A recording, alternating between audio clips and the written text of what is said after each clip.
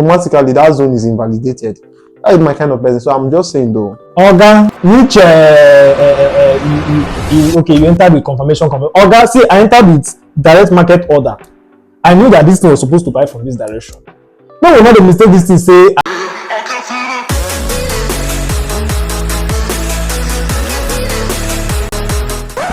Yep, that's me.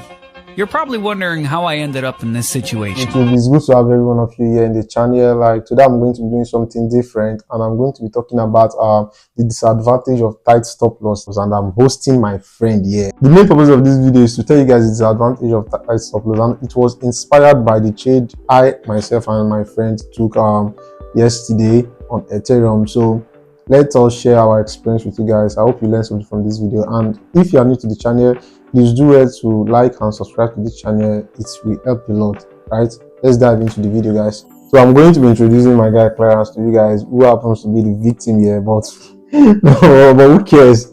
I don't turn victim now. Well, no problem, guys. So the reason for this video is basically to share our experiences differently on a certain trade we took yesterday. That was on Ethereum USD. You know, we anticipated the buys, which actually went in our direction. It had to hit my stop loss because it was actually tight, and it went to his take profit. So the reason for this video is for those of you who do 1 pip stop losses, 2 pip stop losses, and you think you just want to bag it like that. It doesn't work like that, you understand? Personally, I don't discriminate strategies because I'm the kind of guy that believes that every strategy out there works, and it's all depend on the kind of trader you are. But sometimes when we see common mistakes that can be addressed, I feel like we should talk about them. So that's what I'm going to be talking about. These are the disadvantage of this tight stop loss right now. Okay, guys, you know, I actually use that tight stop loss because I've been used to it. You know, it gives me confidence. It gives me this amount of risk to reward that I love a lot. I don't trade 1 to 2, 1 to 5 like my guy. You know, he has not told you the truth. Oh, he does small. I don't even see the reason why he's dragging me about all this whole thing. Do you understand? As far as I'm concerned, like, Forex is all about market structure, basically, right?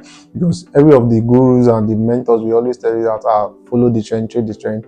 And when you are trading the trend, we have what we call the swing highs and swing lows, and I call those levels like invalidation zones. Like, imagine you are trading a bullish market and price go below your swing low. That means that your market or your market condition is invalidated, right?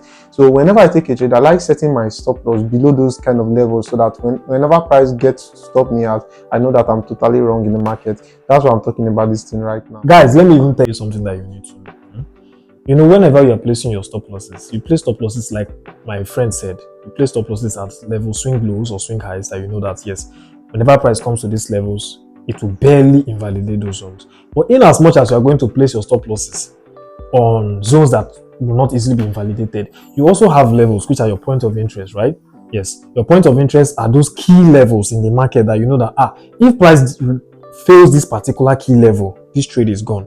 You understand? And on that Ethereum too, if you notice on the Ethereum from the video you watch, you notice that my stop loss was just few pips below the point of interest. So tell me why Ethereum will just go and tank down to eat my stop loss, eat my money off, and move in my direction. That is wickedness now. Not fair. Here's the thing, guys. I'm not saying that tight stop loss are bad. No, they are not bad because they give good risk to reward ratio. I'm the kind of person that loves taking precise trades. So whenever price stop me out, I want to understand that my bias is wrong.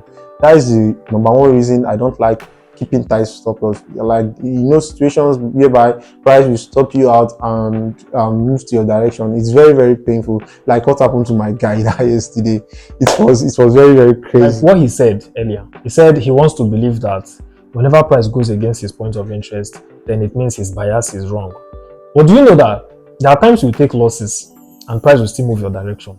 So I want to believe that if he had taken a loss on that trade, he would have started looking for sales, because that is obviously what he's trying to see. Do you understand? So what I'm trying to say is that the loss, he paid me, voila, he paid me, because at least I will have used it to pass my evaluation phase on my prop firm, and it was recorded as a drawdown for me.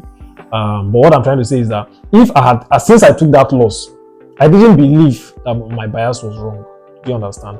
I only believed that I should have adjusted it to a certain level, at least to give the market some breathing space before spiking to the other side. Guys, what happened at yesterday was unbelievable. Imagine we seeing the same setup. Although he entered the setup before me, I waited for extra confirmation before I entered the setup. Kind of market structure shift, then retracements before I enter.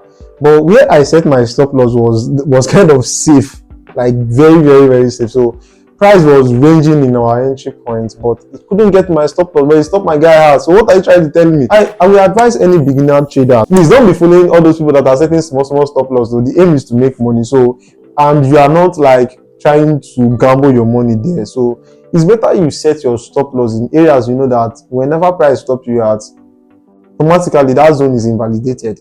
That is my kind of person. So I'm just saying though. Oga, which you entered with confirmation. Oga, see, I entered with direct market order. I knew that this thing was supposed to buy from this direction. No, we're not a mistake. This thing say, see, yes, my zone failed. Good and fine. I've taken the loss. But don't come and tell me that you waited for confirmation entry. Your confirmation is sweep, I don't know sweep. There was a sweeping. Price swept your stop loss. Because that zone, it invalidated that zone completely with a week. Which is to say price was also even supposed to use that zone to buy again. I swear to God, if you ate stop loss from that thing, nobody for this with me for this thing. Okay, so bro, I would say that none of us were wrong, and at the same time, none of us were correct, because Forex is always a game of probability. That's why I like that discipline stuff and risk management stuff, so that whenever you make that mistake, you still have the capital to come and take your next trade, because Forex is always a game of probability. But personally, I don't like that tight stop loss stuff. I'm not gonna lie. So guys, in addition to what he said, actually tight stop losses are not advisable, because in as much as it gives you a very, very high risk to reward, it is also risky. Understand? If you must use a tight stop loss, ensure that your stop loss covers a certain level of your POI. It shouldn't be too tight. At least 20 pips, 15 pips should be okay for your stop losses, because if it is too tight, like 5 pips, 3 pips, 2 pips, that one, if you take loss, now your fault. You understand? So try to be conservative with your stop losses, and above all, like he said, risk management. Because if you know apply good risk management, all this tight stop loss, can you call, at the end of the day, you will still go village, and nobody wants to do that, isn't it?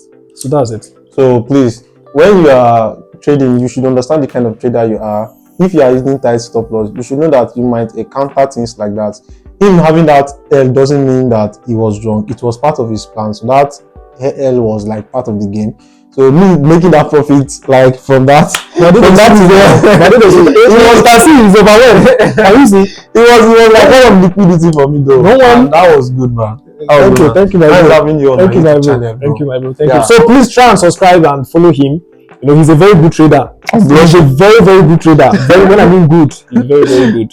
And if you follow this channel, please follow him. You get a lot of educational videos are coming, and we hope that as you are watching, you also learn and grow with him, and to the glory of God.